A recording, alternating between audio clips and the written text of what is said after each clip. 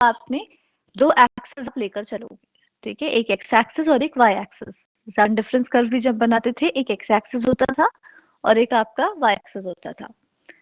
Suppose करते हैं कि हमारे पास दो कमोडिटी है जो कंट्री प्रोड्यूस कर सकती है। कोई कंट्री दो कमोडिटी प्रोड्यूस कर रही है, suppose X good and Y good.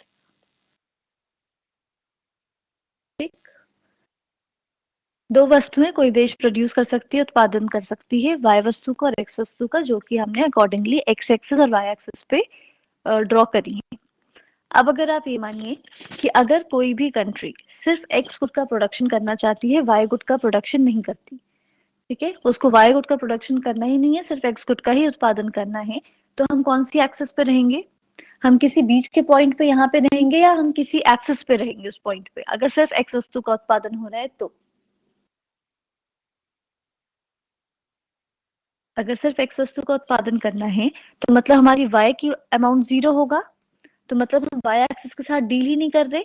हम कहीं पे भी होंगे, जो भी मैक्सिमम कैपेसिटी हो सकती है उस कंट्री की, जितने उसके पास रिसोर्सेज हैं, वो कहीं पे भी होगी, एक्स एक्सिस के ही किसी पॉइंट पर होगी, ठीक है। आपके मान लीजिए अलग अलग पॉइंट है ए बी सी डी ई, इनमें से कोई भी पॉइंट हो सकता है, किस पे डिपेंड करेगा कि उसके पास रिसोर्सेज कितने हैं, पर वो कहाँ होगा, एक्स एक्सिस पे ही लाई करेगा, वाई पे जाएगा नहीं, क्योंकि जब आप कोऑर्डिनेट पढ़ के आए होगे, आपने क्वाड्रेंट्स देखा होगा, ये आपका वाई का एक्सिस है और ये वाला एक्स का एक्सिस होता है, ठीक। यहाँ पे दोनों आपके पॉजिटिव पॉजिटिव होते हैं।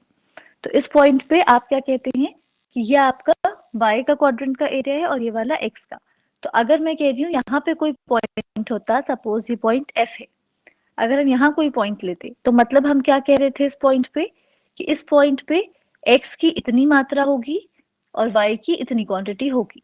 तो मतलब आप अगर इस ग्राफ के अंदर बीच में कोई पॉइंट लोगे तो वो पॉइंट डेफिनेटली क्या दिखाएगा, x और y के कॉम्बिनेशन को दिखाएगा। बट अगर मैं कह रही हूँ सिर्फ x कमोडिटी का प्रोडक्शन करती है कोई भी कंट्री, तो हम सिर्फ x एक्सिस पे डील करेंगे। सिमिलरली अगर हम कह रहे हैं कि कोई भी कंट्री सिर्फ वाई कमोडिटी का प्रोडक्शन कर रही है, एक्स का टच नहीं कर रही, प्रोडक्शन कुछ भी प्रोडक्शन नहीं हो रहा, तो मतलब हम सिर्फ वाई एक्सिस पे डील करेंगे। एक्स एक्सिस से हमें तब कोई मतलब नहीं होगा कि एक्स का कोई भी प्रोडक्शन नहीं हो रहा। ये बात क्लियर है?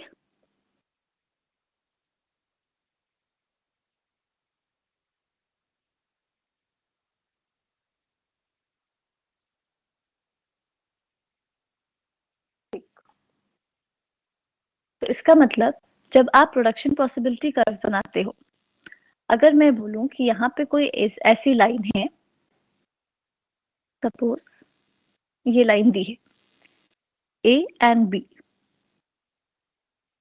ठीक, मैं कह रही हूँ ए बी किसी कंट्री के प्रोडक्शन पॉसिबिलिटी कर्व को अगर शो कर रही है, जहां पर वाई एक्सिस पे वाई गुड है, एक्स एक्सिस पे एक्स गुड है, ठीक। अब ये गुड आपका कुछ भी हो सकता है, कोई लेबर इंटेंसिव हो सकता है, कोई कैपिटल इंटेंसिव हो सकता है। लेबर इंटेंसिव अगर मैं कह रही हूँ तो मतलब क्या है कि जिसमें श्रम की मात्रा ज्यादा है, ऐसी कमोडिटी जिसमें श्रम का अमाउंट ज्यादा होता है, लेबर का कॉन्ट्रीब्यूशन ज्यादा होता है, उसको हम लेबर इंटेंसिव बोलेंगे।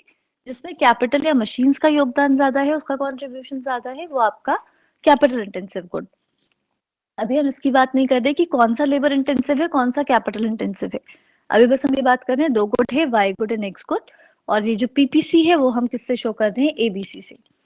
ये जो ए बी आपका लाइन है, ये कंट्री के पीपीसी को शो कर रहा है, प्रोडक्शन पॉसिबिलिटी कर्व को शो कर रहा है। तो अगर ये पीपीसी है और मैं आपसे बोलूं कि एक्स कमोडिटी की मैक्सिमम कितनी क्वांटिटी प्रोड्यूस की जा सकती है, अगर कंट्री सिर्फ एक्स कमोडिटी को प्रोड्यूस कर रही है, वाई का प्रोडक्शन नहीं कर रही, तो मैक्सिमम कितना प्रोड्यूस कर सकती है? दैट इज ओ बी, जिस पॉइंट पे इसको टच कर रही है कि मतलब जब कंट्री अपने सारे रिसोर्सेज लगा दे, सारे फैक्टर्स ऑफ प्रोडक्शन को लगा दे, जितना उसके पास संसाधन है, जितना उत्पादन के साधन है, सबको लगा देती है, तो मैक्सिमम वो कितना प्रोड्यूस कर सकती है, ओबी, एक्स कमोडिटी को प्रोड्यूस करने के लिए। और अगर यही क्वेश्चन किया जाए कि वाई कमोडिटी का मैक्सिमम प्रोडक्शन कितना हो सकता है, तो वो कितना है, ओ ए, ठीक। तो हमें क्या पता चल गया इस पॉइंट से कि मैक्सिमम क्वांटिटी कितनी होती है, मैक्सिमम कितना कोई भी कंट्री प्रोड्यूस कर सकती है, क्योंकि जिस पॉइंट पे इसने टच किया है एक्सेस को, उसके आगे फर्दर नहीं बढ़ सकती। मतलब ये क्या है, मैक्सिमम है कि अगर वो y का प्रोडक्शन कुछ नहीं कर रही, सिर्फ x का कर रही है, तो मतलब वो सिर्फ x एक्सिस पे ही डील कर रही होगी। तो ये आपका क्या है, मैक्सिमम प्रोडक्शन का एरिया। अगर सिर्फ y का प्रोडक्शन कर रही है तो मतलब यहाँ तक। तो ये जो आपका लाइन है, तो ए बी लाइन आपका क्या दिखाती है, एक तरीके से ये फ्रंटियर की तरह काम करती है, एक सीमा की तरह काम करती है कि अगर कंट्री अपने सारे रिसोर्सेस को लगा भी देती है तो वो मैक्सिमम दोनों कमोडिटी का कितना प्रोडक्शन कर सकती है, O A and O B, Y and X commodity का। तो इसलिए हम इस कर्व को क्या कहते हैं, प्रोडक्शन फ्रंटियर कर्व भी कहते हैं, क्योंकि जो आपकी पीपीसी का कर्व होता है वो क्या दिखाता है, दोनों एक्सिस में जहां पर टच कर रहा है वो उसकी मैक्सिमम चीज को दिखाता है कि ये एक फ्रंटियर की तरह काम करता है, कि इसके आगे प्रोडक्शन पॉसिबल नहीं है क्योंकि कंट्री के पास इतने रिसोर्सेज नहीं है। तो इसलिए इस कर्व को हम कहते हैं प्रोडक्शन फ्रंटियर कर्व, उत्पादन सीमा वक्र भी हम इसको कहते हैं। कोई डाउट इसमें? अमित आपने हैंड रेज किया, कुछ पूछना है आपको?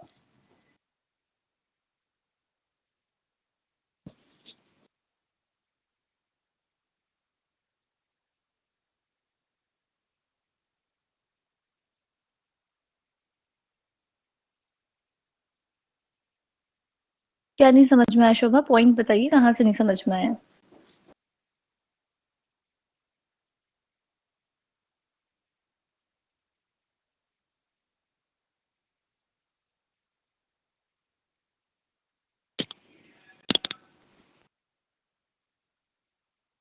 देखिए मैं ये एक्सप्लेन कर रही थी कि इसको हम प्रोडक्शन फ्रंटियर क्यों कह रहे हैं, क्योंकि जैसे हमने डेफिनेशन की बात करी थी कि पीपीसी की डेफिनेशन क्या है, कि कॉम्बिनेशन ऑफ टू कमोडिटीज और प्रोडक्ट। तो अगर हम इसको ब्रेक भी करें डेफिनेशन को, तो पहली लाइन हम क्या कह रहे हैं, कॉम्बिनेशन ऑफ टू प्रोडक्ट या टू कमोडिटीज। तो there is two products, Y good and X good. तो हमें कॉम्बिनेशन, कोई भी हम कॉम्बिनेशन लेंगे, ये हमें क्या दिखा रहा है, कॉम्बिनेशन ऑफ टू गुड्स को हमको दिखा रहा है। दो गुड है हमारे पास, Y good and X good. ठीक, तो हम क्या कह रहे थे इसमें, combination of two good that a country can produce given the technique of production and fullest utilisation of factors of production. तो मतलब जब भी हम पीपीसी बना रहे हैं तो हमें दो कॉम्बिनेशन तो मिल रहे हैं, लेकिन यहाँ पे जो हमारे दो एक्सट्रीम पॉइंट्स हैं, ठीक है, जिनको हम एक्सट्रीम पॉइंट कह रहे हैं, point A and point B, अगर हम उस पॉइंट पे रहते हैं तो ये हमारा एक फ्रंटियर की तरह काम कर रही है, एक सीमा की तरह काम कर रही है, कि इस सीमा के बाहर आपकी कंट्री प्रोड्यूस नहीं कर सकती क्योंकि वो उसकी कैपेसिटी के बाहर का एरिया है। तो इसलिए हम इसको प्रोडक्शन फ्रंटियर कर्व भी कह रहे हैं, उत्पादन सीमा वक्र कह रहे हैं, कि कंट्री जब भी प्रोड्यूस करेगी ए और बी के बीच में ही कुछ प्रोड्यूस करेगी। ठीक है, अगर हम ये देखना चाहते हैं कैपेसिटी मैक्सिमम कितनी है, तो उसके लिए हम ये फ्रंटियर यूज करते हैं कि ए के आगे नहीं जा सकती है वाई गुड में, और एक्स गुड के लिए बी के इधर एक्सीड नहीं कर सकती। तो इसलिए हम ए बी लाइन को क्या कहते हैं, प्रोडक्शन पॉसिबिलिटी कर्व तो हम कहते ही हैं, बट हम इसको प्रोडक्शन फ्रंटियर कर्व भी कहते हैं। उसका लॉजिक मैं आप लोगों को दे रही थी। नेक्स्ट अगर आप देखें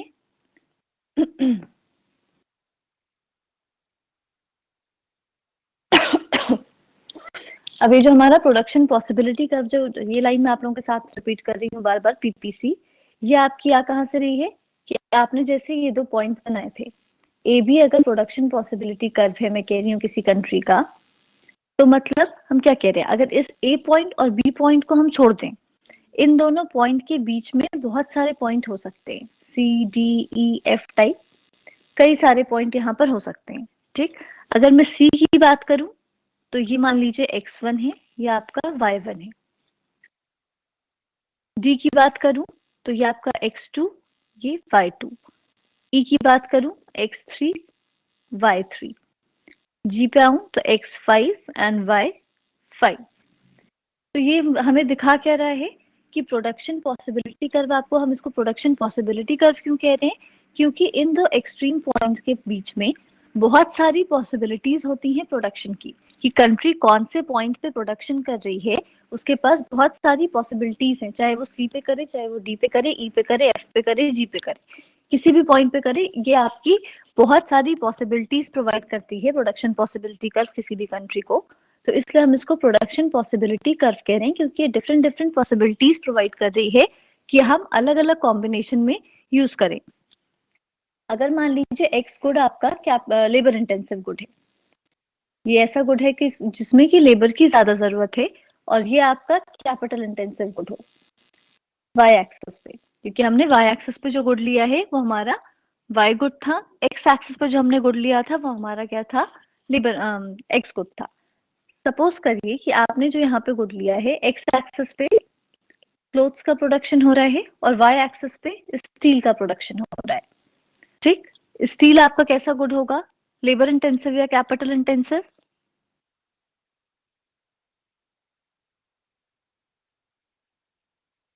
स्टील कैसा गुड है, लेबर या कैपिटल?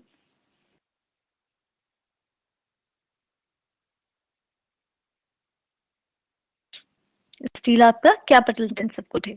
लेबर जब हम ले रहे हैं तो लेबर हमारा सॉरी क्लोथ जब हम ले रहे हैं तो वो हमारा लेबर इंटेंसिव गुड है। तो अगर हमने दो कमोडिटीज ली हैं, कैपिटल एंड लेबर, और उसको हम ड्रॉ कर रहे हैं कि इसमें पीपीसी अगर हम उसका बना रहे हैं स्टील एंड क्लोथ का, और सपोज करिए ये आपका पीपीसी है स्ट्रेट लाइन में ए एंड बी, तो हम क्या कह रहे हैं कि इस कमोडिटी को बनाने के लिए फुल एम्प्लॉयमेंट की सिचुएशन होगी हमें, तो इसमें अभी हम हैबरलर की थ्योरी पे गए नहीं है, क्योंकि अभी जब हम हैबरलर पे आएंगे तो हम अजम्पशन को डिस्कस करेंगे। अभी सच में टूल्स को डिस्कस कर रही हूँ जो हैबरलर ने यूज किए हैं।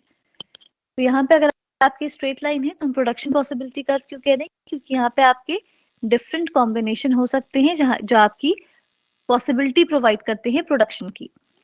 तो अगर मैं सी पॉइंट पे हूँ तो क्लोथ्स का जो अमाउंट है वो C1, स्टील का अमाउंट S1। अगर डी पे हूँ तो ये क्या है आपका C2 एंड S2। ई पे गई तो C3 एंड S3। तो क्या हो रहा है ग्रेजुअली, अगर सी से डी पे आ रही हूँ, ठीक है, अगर मैं स्विच कर रही हूँ या कोई कंट्री स्विच कर रही है, क्योंकि उसके पास बहुत सारी पॉसिबिलिटीज हैं प्रोडक्शन की, तो अगर वो सी से डी पे स्विच करना चाहती है कोई कंट्री, तो उसको क्या करना पड़ रहा है, अगर वो सी से डी पे जा रही है तो उसको क्लोथ्स का अमाउंट बढ़ाना पड़ रहा है और स्टील का कम करना पड़ रहा है। क्योंकि जब आप सी से डी पे आ रहे हैं तो ध्यान से देखिए स्टील का अमाउंट पहले से कम हो रहा है, आप S1 से S2 पे आ रहे हैं, और क्लोथ का अमाउंट आपका बढ़ रहा है C1 से C2। अगर आप डी से ई पे आ रहे हैं तो क्या हो रहा है, क्लोथ का अमाउंट फर्दर बढ़ रहा है C2 से C3, और आपके स्टील का अमाउंट पहले से कम हो रहा है S2 से S3। तो मतलब अगर आपको क्लोथ्स का अमाउंट बढ़ाना है और स्टील का कम करना है, तो आपके पास जो रिसोर्सेज हैं, मतलब जो आप कैपिटल लेबर रेशियो यूज कर रहे थे, उसमें कुछ चेंज आएगा या सेम रहेगा? जब आप सी से डी पे जाएंगे तो कैपिटल लेबर रेशियो सेम रहेगा या चेंज होगा?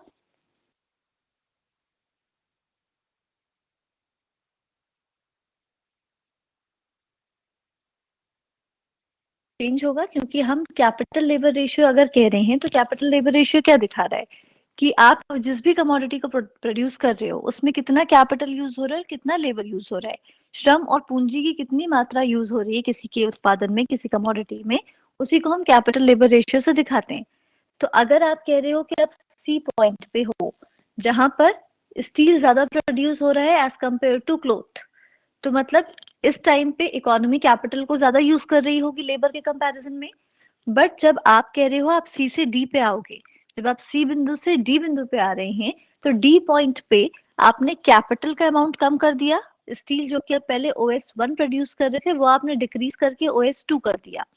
ठीक, क्लोथ जो आप पहले OC1 प्रोड्यूस कर रहे थे वो आपने बढ़ा के OC2 कर दिया। तो मतलब आप क्या कह रहे हैं, यहाँ पर जितना कैपिटल यूज हो रहा था, इस पॉइंट पे आके डी पॉइंट पे आके कैपिटल कम यूज होगा और लेबर बढ़ जाएगा। कह सकते हैं आप